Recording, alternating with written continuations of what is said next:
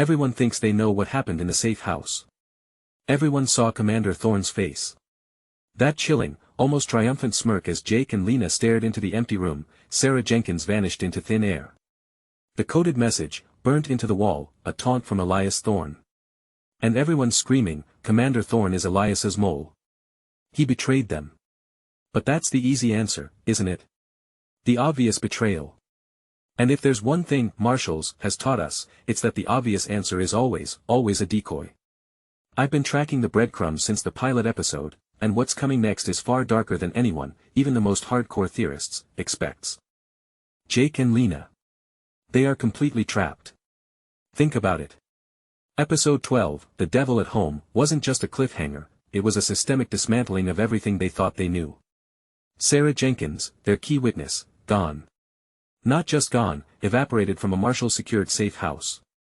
The message Elias Thorne left behind. It wasn't just a taunt. It implicated them. The internal investigation is already swirling. They're fugitives now, essentially, operating outside the chain of command, with Commander Thorne, the man they trusted, potentially pulling the strings of their destruction. The Marshals' own network, their safe zones, their intel, all of it is compromised. Every phone tap, every surveillance feed, every informant. Elias Thorne isn't just a rogue operative, he's an architect of chaos who just burned their entire world down. Where do they go? Who do they trust? The very ground beneath their feet has turned to quicksand. This isn't just a personal vendetta anymore. This is a complete collapse of authority. And here's the impossible situation the writers have left us in. Elias Thorne has scattered their forces, discredited their heroes, and vanished into the shadows, leaving behind a smoking crater where the Marshals once stood. There are three ways this can go. Only one makes sense. My first prediction, Commander Thorne is not a willing participant in Elias's scheme. He's a man trapped, a father blackmailed into betrayal, forced to sacrifice his integrity to save something, or someone, he holds dear. It sounds like a cop-out, I know. But look closer at his micro-expressions. When Jake and Lena confronted him earlier in the episode, just before the safe house raid, there was a flicker in his eyes. A flash of pain, quickly masked by his usual stern composure. It was less the cold calculation of a true villain and more the resigned despair of a man losing a desperate fight. Consider this, Clue 1. Remember the old photograph on his desk, briefly glimpsed in episode 10, of a much younger Thorne with a woman and a child? The child was a boy, roughly Elias's age. The camera lingered on it for a beat too long, an almost imperceptible hint. That wasn't just set dressing. That was a breadcrumb, showing us the personal stakes. Clue 2. The strange, almost lenient orders Thorne gave regarding Elias's pursuit in episode 8. He always seemed to give Elias just enough rope, just enough time to slip away. Not overtly assisting, but creating small, subtle windows. It felt like he was playing both sides, not out of malice, but out of necessity. If he was truly Elias's partner, why the elaborate cat and mouse? Why risk exposure when a direct intervention would have been simpler? It suggests a leash, not a partnership. And Clue 3, perhaps the most telling detail from The Devil at Home. When Jake barked at Thorne, demanding to know how the safe house was breached, Thorne's hand instinctively went to his wedding ring, turning it, a nervous habit we haven't seen from him before. It's a subtle tell, a sign of immense internal conflict, not pure villainy. He's struggling, desperately trying to keep up the facade. Now, I hear you. The counterargument is obvious, why not tell Jake and Lena? Why not expose Elias? But think about the nature of blackmail. Elias Thorne, our season's devil, isn't just a thug. He's a manipulator. He doesn't just threaten, he dismantles. He might have threatened Thorne's family, his reputation, or even the lives of other Marshals. What if Thorne's silence isn't about protecting Elias, but protecting the Marshals from a far greater, unseen threat that Elias holds over him?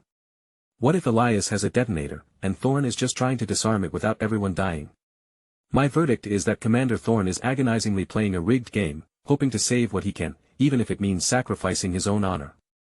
This would make him a tragic figure, not a pure antagonist, and set up a redemption arc, however painful. My second prediction, and this one might sting a bit, Sarah Jenkins wasn't kidnapped.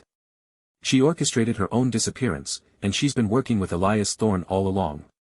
She's the ultimate double agent, a wolf in sheep's clothing, and Jake walked right into her trap. This is a gut punch, I know. But let's connect the dots. Clue 1, Sarah's backstory, as given to Jake, was almost too perfect. The distraught witness, the innocent civilian caught in the crossfire. It was designed to pull on Jake's specific emotional triggers, his protective instinct. Remember her calm demeanor in episode 7, even when cornered by Elias's men? Her terror seemed performative. A little too controlled for someone genuinely facing life-threatening danger. She never truly panicked. She adapted. Clue 2, the coded message left behind in the safe house. Everyone assumes it was Elias. But what if it was her? The specific symbols, the way they were arranged, felt deeply personal, almost like an inside joke or a shared secret. It wasn't just a generic threat. It was a confirmation. A confirmation that the mission was accomplished. And who better to know the layout of a Marshals safe house, the security protocols, the specific vulnerabilities, than someone who has been inside, observing? Someone who was trusted inside. She was perfectly placed. And Clue 3, the most unsettling detail, the way she deliberately steered Jake away from certain lines of questioning in episode 9. She'd always have an answer ready, a plausible deflection, whenever Jake got too close to certain gaps in her story. He dismissed it as trauma, as confusion. But what if it was careful, calculated manipulation? She planted the seeds of doubt about Commander Thorne, skillfully diverting attention from her own role. She was the one who insisted on that particular safe house, wasn't she? It was her suggestion, framed as fear. The strongest counterargument here is, why would she betray Jake after he saved her life multiple times? Simple. She didn't. She was never truly in danger from Elias. Her role was to gain Jake's trust, to feed him selective information, to lead him exactly where Elias wanted him. Her loyalty was never to Jake, it was to the mission. Her motivations could be anything: revenge against the system, ideological alignment with Elias's shadowy goals, or even deeper, a familial connection we don't know about yet. If Sarah Jenkins is Elias's inside woman, it means Jake's judgment is completely compromised, and the very foundation of his trust has been shattered. It redefines every interaction he had with her. It means, the devil at home was never just about Commander Thorne. It was about the insidious infiltration of the heart, the mind, the very essence of trust. She was the devil in his home, in his head. This is the one that will completely rewire your brain. My third prediction, the one that changes everything: Elias Thorne isn't just a rogue agent. He's not just Commander Thorne's son or partner. Elias Thorne is an agent provocateur, a chaotic force deployed by a far larger, deeper organization, and that organization has infiltrated the Marshals from its very inception. The devil at home isn't a person, it's the very institution Jake and Lena serve. The Marshals themselves are the devil. I know. This sounds insane. But bear with me. Clue 1, the consistent, almost designed failures of internal affairs. How many times have we seen corruption investigations hit dead ends? How often have high-profile cases been mysteriously derailed? It's not incompetence. It's control. It's too clean. Look at the Marshals' seemingly limitless resources, their almost impenetrable intel network, yet they're always a step behind Elias. Why? Because the person feeding Elias information is also managing the Marshals' access to information. It's a carefully choreographed dance. Clue 2, the symbols. Elias sometimes uses ancient, almost occult-like symbols in his communiques and crime scenes. They're not random. They hint at something older than the Marshals, something that predates modern law enforcement. These symbols have popped up in historical documents related to the Marshals' founding, if you know where to look. They're too obscure for Elias to have simply picked them up. They are part of a shared, deep mythology, suggesting a long lineage of this hidden organization. This isn't just a conspiracy, it's an institution. And Clue 3, the visual framing of Commander Thorne in The Devil at Home. He wasn't just smirking. He was observing. From a high angle, almost like a god, looking down on Jake and Lena. But notice the background. He was in a room filled with old, official-looking portraits of past Marshals commanders. It wasn't just his office. It was a shrine to the institution itself. His smile wasn't about Elias's victory, it was about the successful execution of a larger plan, a plan to expose the weakness of the Marshals, to break it down, perhaps, to rebuild it in their organization's image. He's not a father protecting a son. He's a loyal servant to a darker master, manipulating both sides for a strategic outcome. The obvious counterargument: this is too big for a season 1 finale. No show would introduce something so grand. But that's the beauty of it. The writers have been laying these subtle tracks for 12 episodes. The pervasive sense of dread, the feeling that nothing is ever truly resolved, that every victory is fleeting. It all points to a grander game, a chess match where Jake and Lena are just pawns. Elias Thorne is merely the tool, the devil used to sow chaos and expose vulnerabilities. The real devil. It's the system itself. This doesn't just change who the villain is, it changes the entire premise of the show. It turns Marshals into a story about fighting a hydra, where cutting off one head only makes two more grow. It means the true enemy isn't outside. It's the very ground they stand on. It's a foundational lie. This prediction sounds absolutely insane. Utterly bonkers. But hear me out. What if The Devil at Home isn't about Thorne or Sarah, or even the Marshals as an institution? What if the devil is, inside Jake Carter himself? What if Jake has a hidden connection to Elias Thorne, a latent link, or even a past he's completely repressed that Elias is now weaponizing? We've seen Jake push himself to the brink this season. His nightmares, his violent outbursts, that almost obsessive drive he has.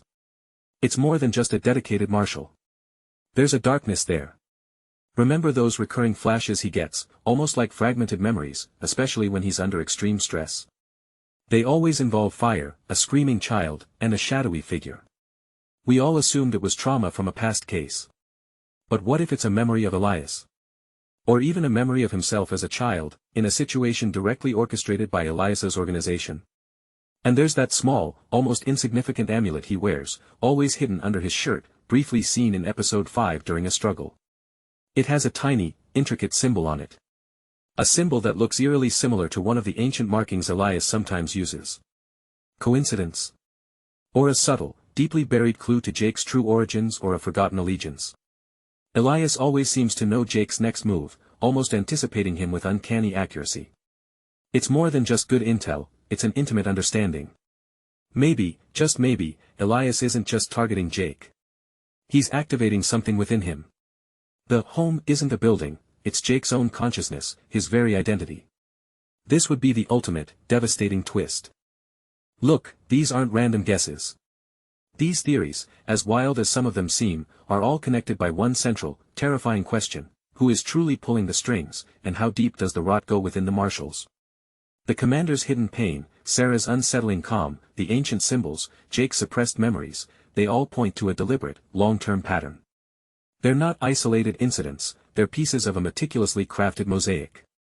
The writers aren't just throwing plot twists at us. They're building a world where trust is a weapon, and loyalty is a liability. Every seemingly insignificant detail, every lingering shot, every hushed conversation, they're all threads in a vast, dark tapestry. Elias Thorne is just one thread. The real monster is the loom itself, weaving a narrative of betrayal and control right under their noses. This isn't a fight against a single criminal. This is a battle against an ideology, a hidden power that has corrupted the very definition of justice from the inside out. They're not just trying to catch a bad guy. They're trying to escape a system designed to entrap them. So, after picking apart every frame, every line, every unspoken glance from The Devil at Home, which prediction am I betting everything on? It's prediction 3. The Marshals themselves are the devil. This isn't just a mole hunt, it's an institutional purge. Commander Thorne isn't just blackmailed, he's an unwilling, or perhaps even a calculating, pawn in a much larger, darker game controlled by an ancient, shadowy organization. Sarah Jenkins? She's a willing agent of that same power, sent to break Jake from within. It's the most audacious, the most devastating, and frankly, the most compelling narrative path for the show. It rips the rug out from under not just Jake and Lena, but the audience.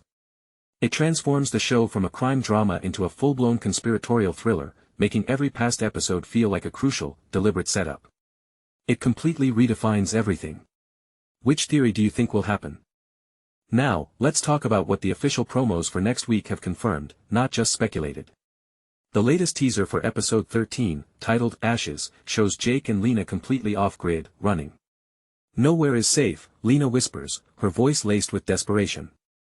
And then, a jarring cut, a flash of Commander Thorne's face, not smirking now, but utterly devastated, watching a monitor displaying a massive, destructive explosion. The announcer's chilling voiceover: when the truth burns, only ashes remain. This isn't just about a personal betrayal, it's about systemic destruction.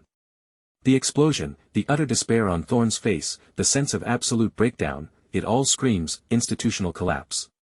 This heavily supports my theory that the Marshals themselves are being targeted, dismantled from the inside. It's not just one bad guy, it's the whole structure crumbling. This is where you come in. Episode 12 has left us reeling. We've got Commander Thorne, possibly blackmailed. Sarah Jenkins, potentially a mastermind. And the entire Marshals organization, seemingly rotten to the core. So, what's your bet? Who's the real devil pulling the strings here? Drop your predictions in the comments below. Tell me, will Commander Thorne betray Jake again, or will he finally break ranks and reveal the truth? Will Sarah Jenkins resurface as Elias's partner, or will she be a genuine victim? And what about Jake Carter himself? Who will be revealed as the next Marshal to fall, or worse, to be exposed as complicit? Put your theory on the line. I'll be reading every single one.